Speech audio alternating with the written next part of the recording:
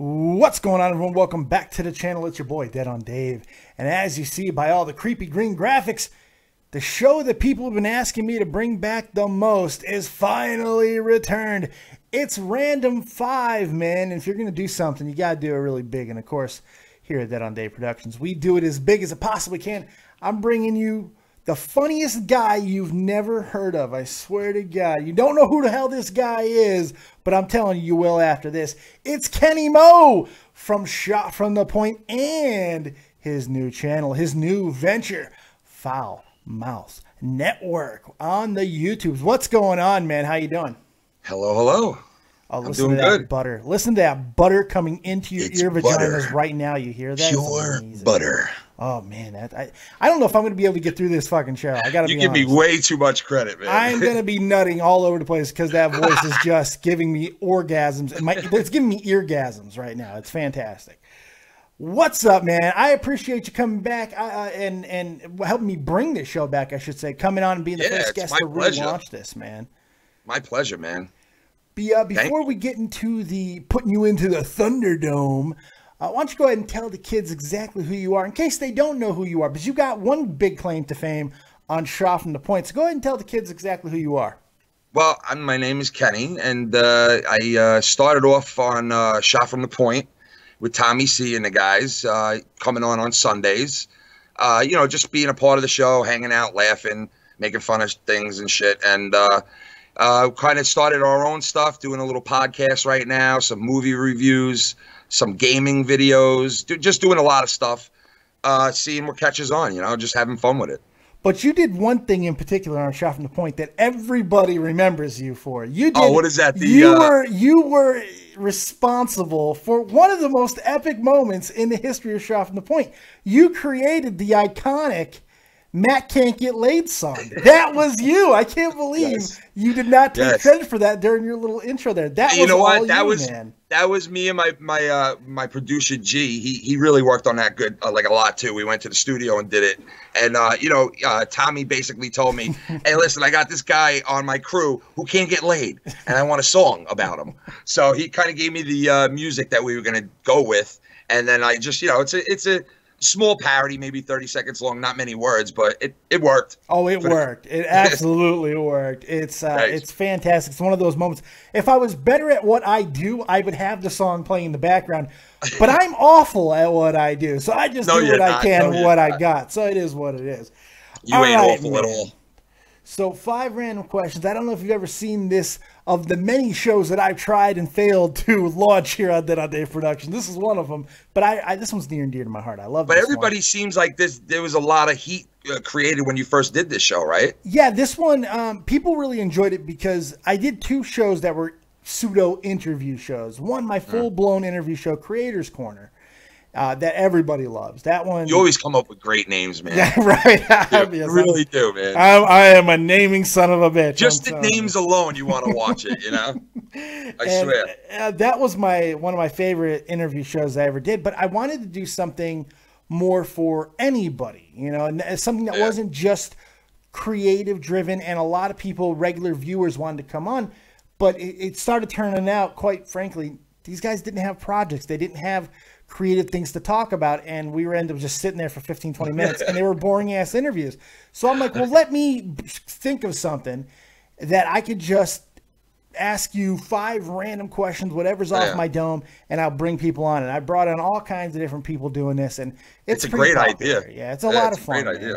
But I want to be able to use this now not only to talk to viewers, but as well as highlight my friends and my talented people that I feel that need to be discovered, that I feel need a little bit more exposure. So I feel this is a really good tool to use for that as well. So I'm very excited. Definitely. And I'm super excited to have you here for the first I'm excited to be here, man. All right, so here's how it works, man. Really, really simple.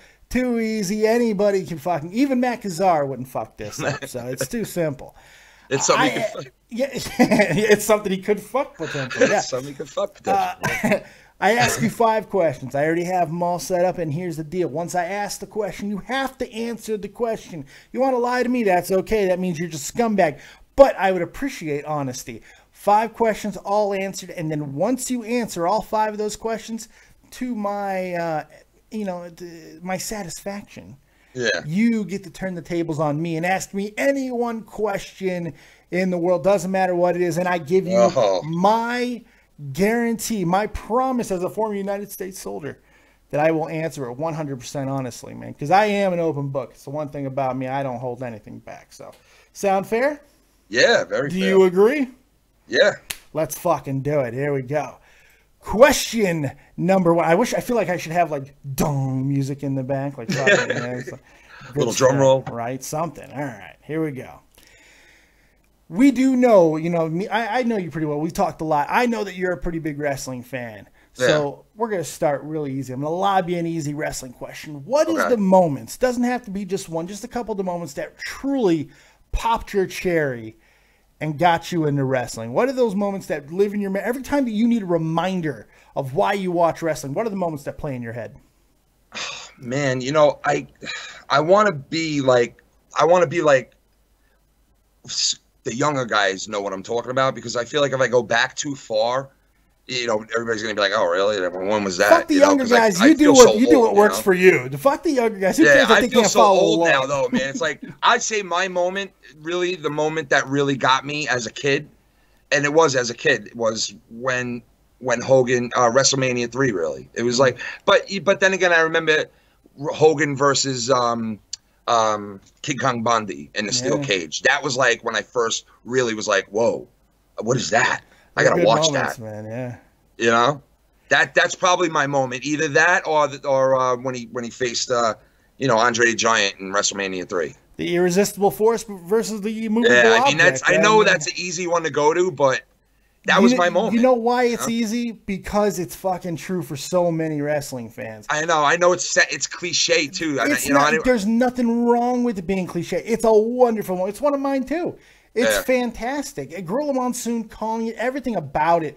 Everything is just classic about it. You're right. Gorilla Monsoon. It was just, Jesse the Body. Yeah, it's everything you want out of a wrestling moment. It didn't even matter that the match wasn't phenomenal. It didn't matter. I fucking met Andre the Giant, man, believe it or not. I've met Hulk Hogan multiple times. I never met the Hulk, so I would love to do that. But I freaking saw Andre right in front of me, man. It was like the craziest shit.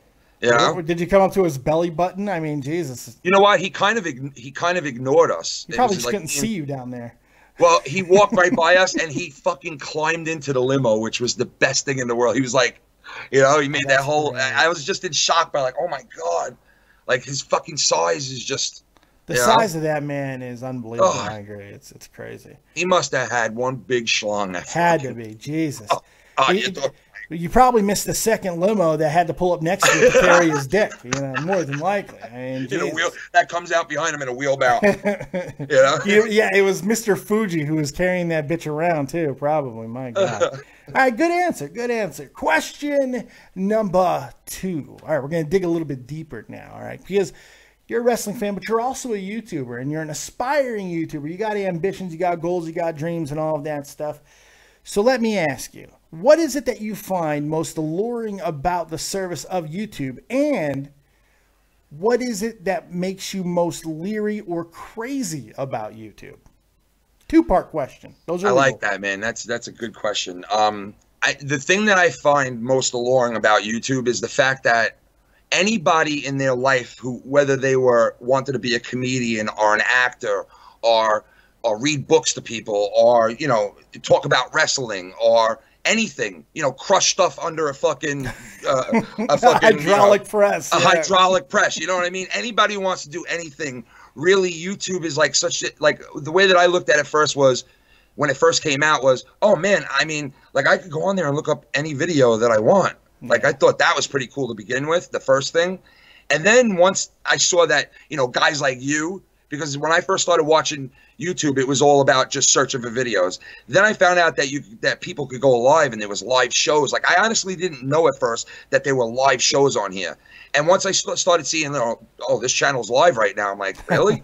And then before I knew it, this whole world opened up, like where guys like you had like a professional show, like a good show. You know what I mean? And I was like, oh, I want to do that. You know what I mean? Like, and then it doesn't really, like if you have the passion for it, you could get everything you need with the computer and the software and the graphics and the mics and the and you know, it sounds like it's a lot, but if you have a love for it, you'll get all that and make sure it happens. And I love the fact that there are people on here doing that and just like living their dream, sort of, you know what I mean? Even if it's not exactly what they thought it was, it's still something leading up into that point. You know what I mean? Absolutely. I love about that. Yeah.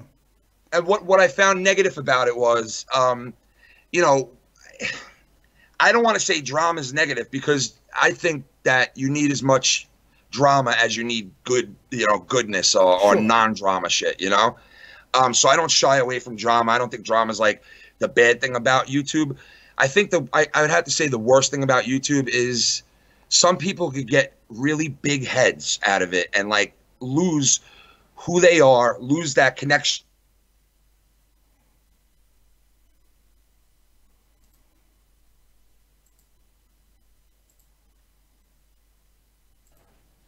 I'd have to say the negative part of YouTube, I would think, is like, you know, the swatting and like shit like that, because the videos that I've seen on YouTube with the swatting and shit like that has been like families just resting in their house with their kids, and people are busting down their doors with friggin' semi-automatics and shit. Like, you know, shit's getting real on YouTube. You know what I mean? Really like, quick that's too. serious.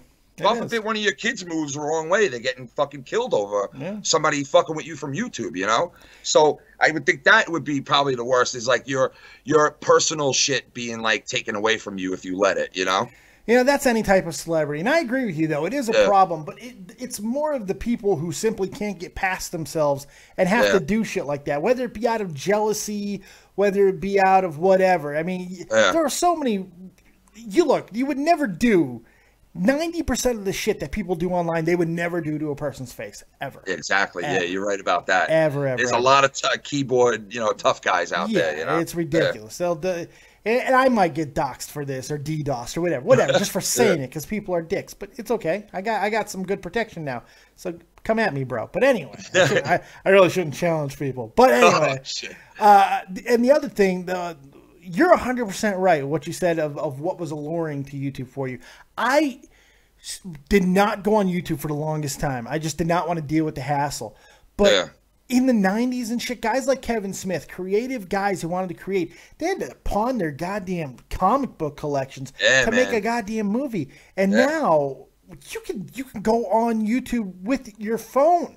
Yeah, it's a lot easier to get, like, if you're a talented person, it's a lot easier to get yourself out there now. I mean, it really is, you know? Even if you're not a talented person, it doesn't matter. Even if you're not, you still have just an opinion, and an opinion matters, you know what I mean? So even if you don't feel like, oh, I don't do comedy, I don't laugh that much, I'm a serious person, even they have a spot on YouTube, you know what I mean? YouTube does it literally gives everybody an equal footing. Now, that equal footing only lasts for so long because people are able to do whatever they do, you know, sponsorships, buying subs, whatever the case may be, to get ahead quicker and then kind of bury some of the others. But still, your content is still up there to be seen by anybody. And that's the beauty of YouTube. I mean, anybody can grow at any time. I never thought I'd get to 3,000 subs, and here I am on the fucking precipice of it in only 2 years. I feel pretty proud of that. So. Oh, that's awesome, man. I mean, like, the network that we started only has, like, I think 51 or 52 people. Follow Mouse Network. Make sure you check it out on YouTube. In the description box, it will be there as well. It's on the featured channels of my main page. Make sure you go and sub it. I swear to God, if you don't get 50 subs out of this, I feel like I failed. I feel like I've failed. Shit, man, that would double what we have, man. We have worked so hard so far, like, doing this, and I know, like, this is just the tip of the iceberg. We did our third podcast, and it was so much better than the first two. The editing was better, the sound was better, and I know, like, we still have to grow, like, so much more, but just those 50 people, it felt like a lot of work went into that, so I could only imagine what, you know, and you're on, like, almost every night, you know what I mean? So you know, you've earned every single sub you got. You know what I mean? I appreciate that. I do appreciate that. Definitely, man. All right, you ready for question number 3? Yes. All right. I have a magic wand, and I just cast it upon you. You have now been appointed to be in charge of the final WrestleMania of all time. No more WrestleManias after this. Wrestling is ending after this event. You're in charge, and you have to book the final match and you can use anybody from any point in wrestling history, book that match. Oh my God. That is shit just got real. I turned the heat up in this bitch. Wow. You got me sick of the dry heaving over here again. I'm a dry heave guy, by the way. Yes, I can see that. Yeah, no. I think well, I definitely have to go with Stone Cold would be in there first of all. Man, I think I'd make it like I think I'd make it like a three-way match, man. Like a three-way, triple threat match. It'd have to be Hogan and his prime. Can we do that? Can we pick absolutely. Like guys anybody at any time, at any stage of their career, absolutely. So Magic wands, motherfucker. Magic wands. Yeah, all right. Yeah, you're right. I'd have to go with Stone Cold in his prime.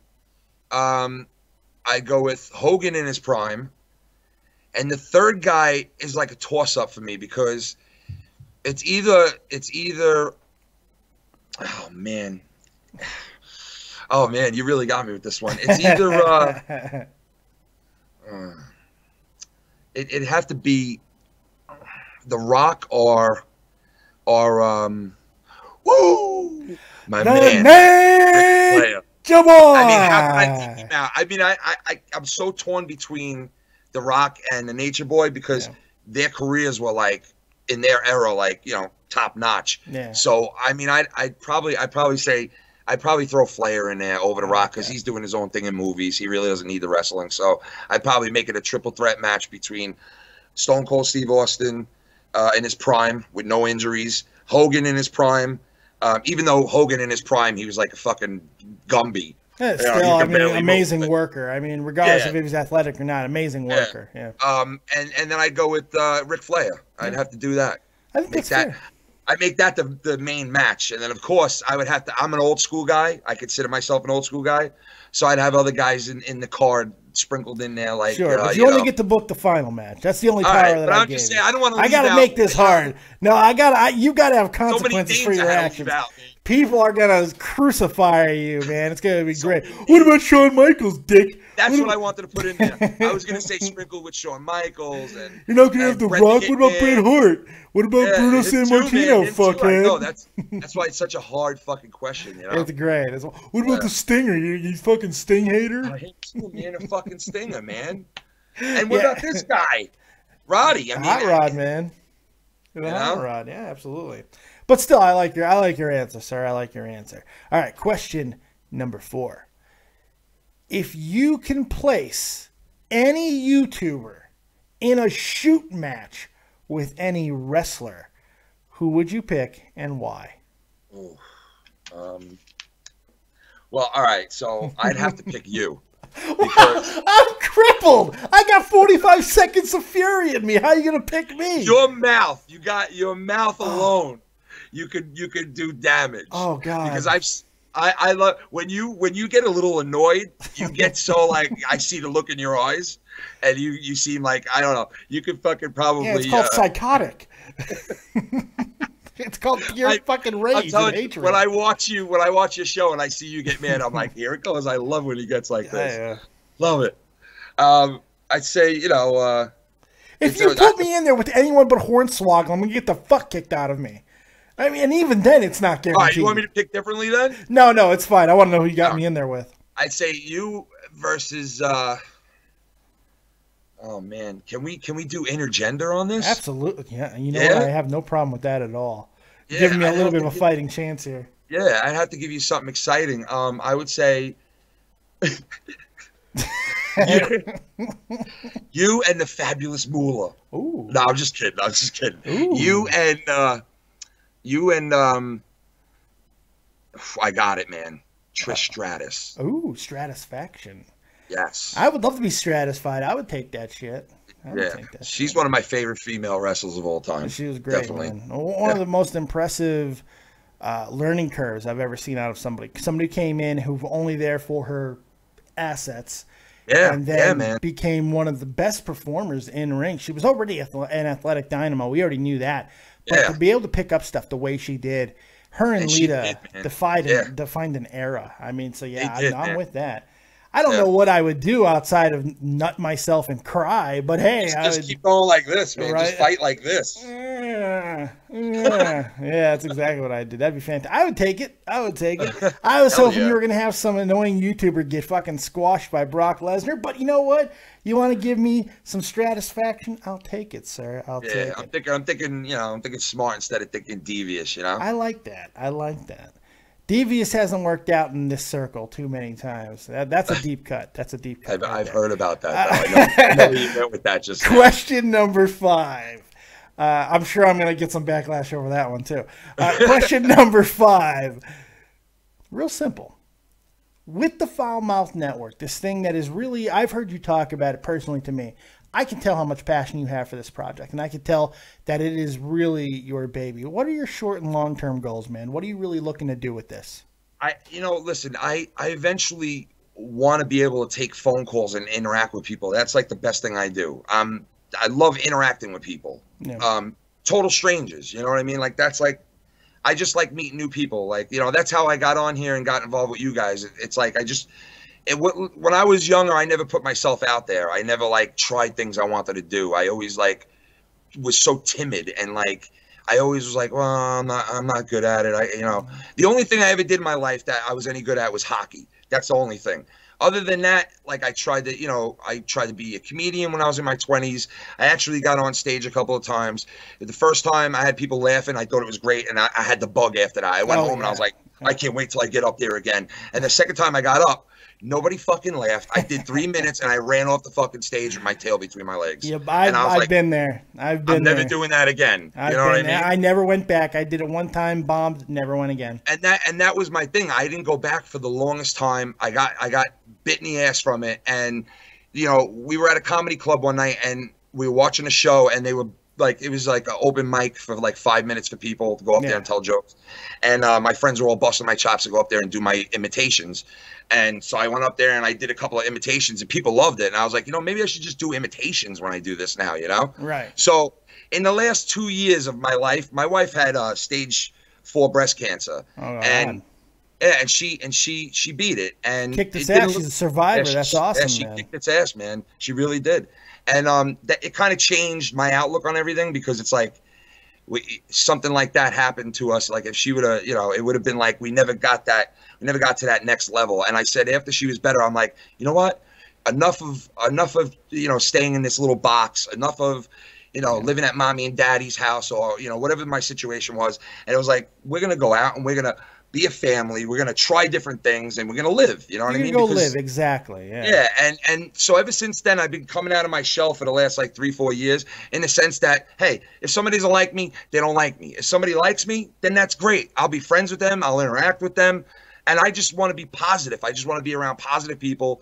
So what I really want, the network kind of in the beginning was just me kind of like being stupid and doing imitations and like, uploading stupid videos and shit, there was no quality, there still really isn't any quality yet, but I mean, it's getting better.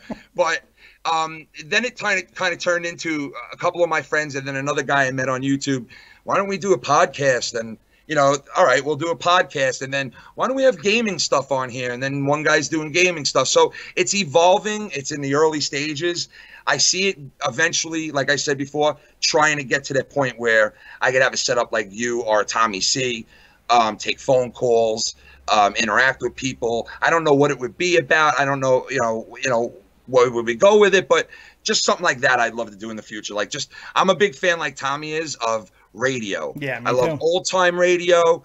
I love I love the whole fact that the whole thing, what Stern did. I followed him my whole life. I'm a Long Island guy. I grew up like one town over from Howard Stern where he grew up. So I kind of like always went his route and wanted to do what he was doing, because I always loved the characters he had and the Whack Packers and the so I could see maybe hopefully one day, if God can grace us, hopefully one day I could do something like that, like what you guys are doing, See, I like that. I've always been under the rule of, when you tell somebody your dream and they don't laugh at you, you're not dreaming big enough. I've always been under that. It's like, there's nothing wrong with having ambition. So I like that that's your ambition, man. Yeah. The world's your goddamn oyster. You know, I hope that when I'm 62 like you, that I'll have the same courage to really go. Jesus Christ, I'm old enough to be a grandpa right now. I'm telling you, man. I mean, look, I'm looking bald. Yeah, I know, man. And you got the voice of B. Arthur. It's fantastic. My God. All right. And I can B. Arthur. Is that one of the fucking Golden Girls? Yes, it is. Late stage B. Arthur. You sound just like her. It's amazing. Oh my fantastic.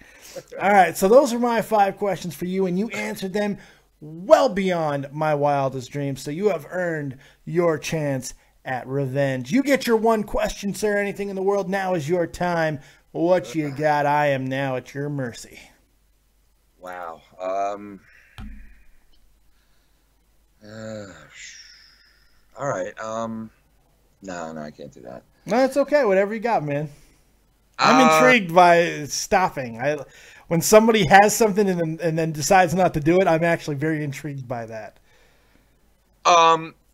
Let me ask you this then. Okay. Okay. All right. So, it has to do with you and your network. Okay. Do you I know you do the Nerd and the Jerk, right? Yeah. What other shows do you officially have right now? Oh Christ. Let's see here. Officially, right now we have. That you're doing. Yeah, that we are currently doing on the network. We're doing the reviews, of course, for Monday Night Raw and SmackDown. I still do reviews for NXT and CWC. I just don't do them live, and I don't do them consistently because I kind of use Wednesday as my day off. Of course, every other Thursday we have Nerd and the Jerk with Jake Link. I do Dead on Dave Lives at 6 p.m. Eastern Standard Time on any days where I'm not doing something else. And those are not the weekends that are pay-per-view weekends, because those are filled with the pay-per-view reviews and the prediction shows. I also do Pokemon live streams throughout the day sometimes. Sometimes for 3, 4, 5, 6 hours at a time. In fact, I've gone 14 hours once before straight. What? Yeah. Holy it wasn't even all that long ago either. Wow. We also have Touch 'Em All that is still in place. Jeff Huffman and I will be back for the playoffs.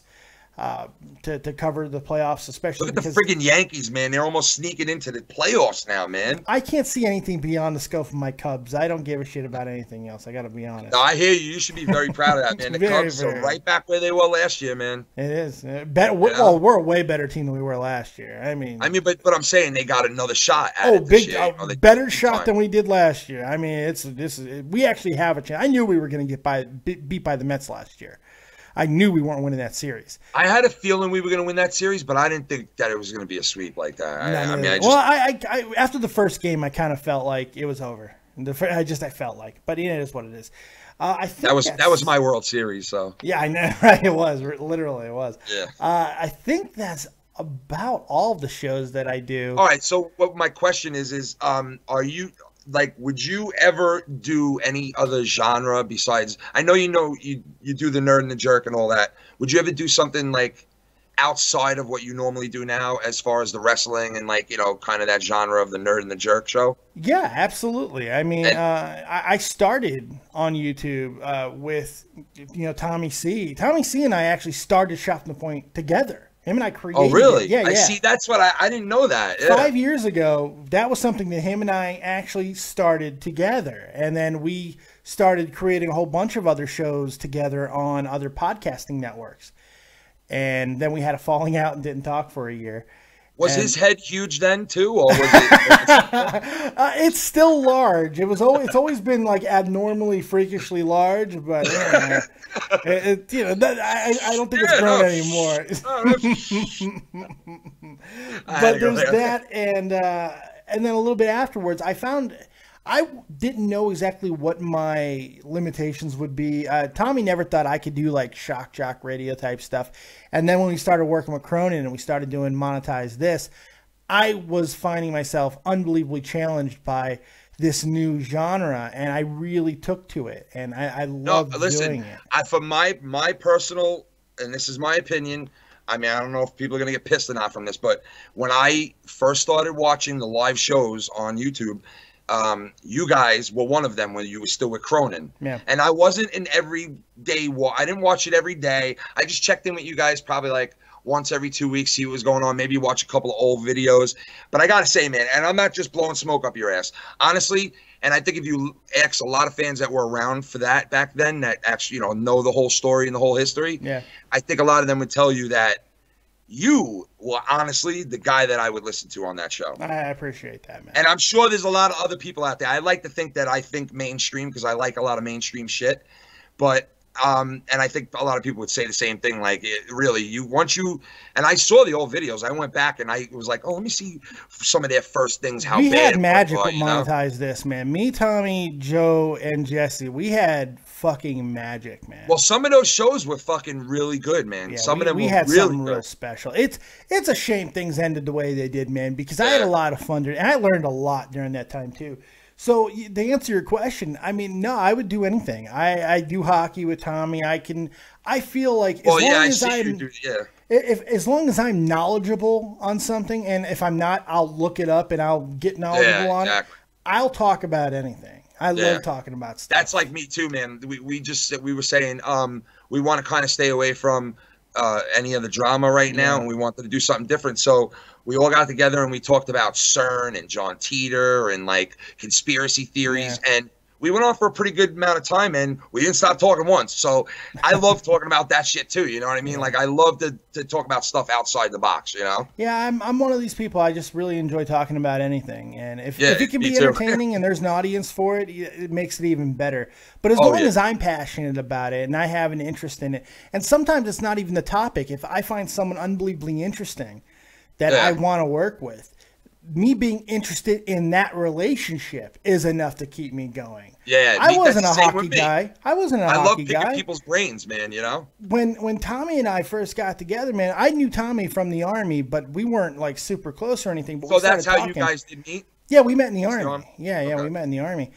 And let me ask you this real quick: when you guys because you both live in Germany, who moved to Germany before? Like, was it you or him? I've been here 14 years. I've been here 14 years. He moved here in 2006, I think. Wow, so you guys been out of the U.S. for a while now, huh? Yeah, and we both married German ladies. He's married 2. I've only married 1. Ha ha ha ha. And we didn't actually meet until 2008. That's when we met. I barely knew him, and he and his first wife at the time came and visited me in a hospital. And he was like the only people from my unit that came and visited me. Wow. And it's just, I played poker with him. Tommy's a good guy like that. He's loyal, he's all heart, man.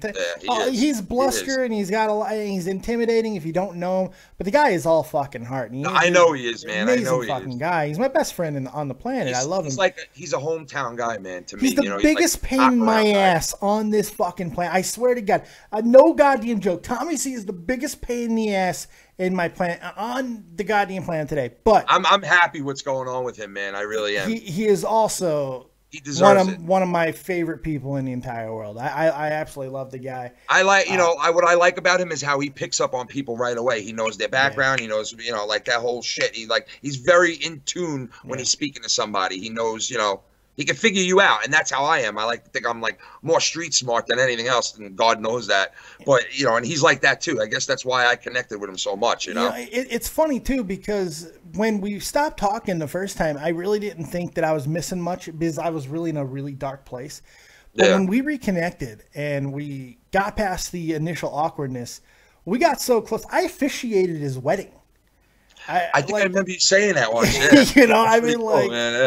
And when he asked me to do that, it set me back, man. I was taken way aback, and it's been a great adventure getting to really I knew Tommy before. You had your ups and downs, but I knew him before, but over these last 2 years, I've really gotten to know him, and it's all. He's a great guy. So and that's why I got into hockey was because I was interested in that relationship that hit our chemistry that we've always had. We've always had this amazing hometown team chemistry. is like one of the best teams of all time. Yeah, I'm a Blackhawks guy. Exactly. Regional 6. Yeah. But there you go. Great question, man. I appreciate that. That went everywhere. That was wonderful, man. I think this was a great way to bring back Random 5. Make sure you guys out there go check out Kenny Mo and his. Well, who are the rest of your guys on the network, man? Give them a shout. Well, we got the Filthy Mouth Gamer. He's doing, he plays a lot of games. He's always playing games, and he's just a filthy mouth fuck. I mean, he really is. He says some twisted shit. Coming out of you, that's got to be that's a hell of a statement. Please continue. We also have my boy Lucky Low, who's on there. He's like a laid back guy. He's the sensible guy. You know, he's always Googling shit and trying to talk normal and, you know, make sure you guys say the right thing. And then we have my producer, G, who like is the guy worked at a radio station for 4 or 5 years. He did like commercials and editing. So we are so lucky to have this guy part of our team. And when I begged him to be part of it, I was hoping he'd say yes, and at first he was like almost no, and I was like, oh please. He's got a full-blown studio and everything, so we're very blessed to have the guys we got. You know, it's just we got to put it all together now. You know what I mean? Man. Yeah. So. I like what you guys do, and that's no bullshit. I've listened to your guys' stuff, and I've also tried to give a little bit of advice where I can, and I think that you guys are making unbelievable leaps and bounds. Thank you, man. I see something really special there. So I hope that everybody listening to this goes check out Foul Mouth Network on the YouTubes. Once again, it's going to be in the description box of this video, and it's on the feature channels. Go check it out. Feature channels right on the main page of Dead on Day Productions. You can't miss it. It's the second one right on the Tommy C. Go check it out. Kenny, thank you, man, for being here. I appreciate it. Thank you. Random 5 is back with a vengeance, and I feel this is a fantastic way to bring it back. So thank you very much, my friend. Thank you, man, for having me. Thank you. If you guys want to be a part of this and you would like, and you got something to actually fucking say, hit me up on Twitter at DeadOnDayV or in the comment sections here. And then over time, you might get a phone call and you might get asked 5 random questions. Thanks for watching. 5 random questions. Fucking A, right. Now you made it all sexy. Thank you guys very much for joining us right here on Dead on Day Productions and Random 5. We'll see you next time. Like, subscribe, and share. And as always, if you don't have talent, have talented friends. We'll see you next time. Keep it copious, folks. Peace.